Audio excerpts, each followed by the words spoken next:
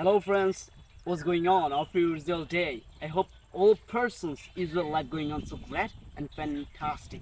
And I'm passing really very great time and fantastic time as well.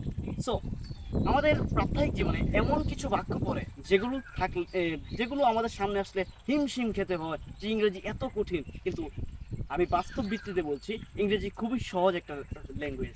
আমি আপনাদেরকে এমন কিছু বাক্য নিয়ে আলোচনা করব যেগুলো খুব মাধুর্যপূর্ণ। যেমন আমি হতে চাই, এরকম বাক্য আই হ্যাভ বিন। সো আমি টাকার জন্য পাগল হয়ে গেছি, এই বাক্যটাকে খুব সোজাভাবে বলা যায় I have been mad for money. I have been mad for money. যেমন আমি তার জন্য পাগল হয়ে গেছি, I have been mad for another person. And তুমি খুব সুন্দর হয়ে গেছো, you have been beautiful.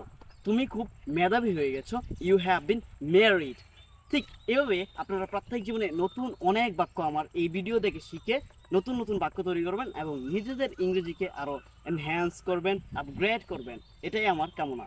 So আপনি এভাবে আরও বাক্য তৈরি করতে পারবেন। যেমন উই হ্যাভ বিন, আমরা হয়ে গেছি, দে হ্যাভ বিন, তারা হয়ে গেছে, আই হ্যাভ বিন, আমি হয়ে গেছি, ইউ হ্যাভ বিন, তুমি হয়ে গেছো। আবার আমরা যদি পাস্ট অতীতভাবে আলোচনা করি তাহলে হবে আই হ্যাড বিন, মানে আমি হয়ে গিয়েছি, মানে করা হয়ে গেছে। So please please follow my English lecture please. So please pray for me. Thank you.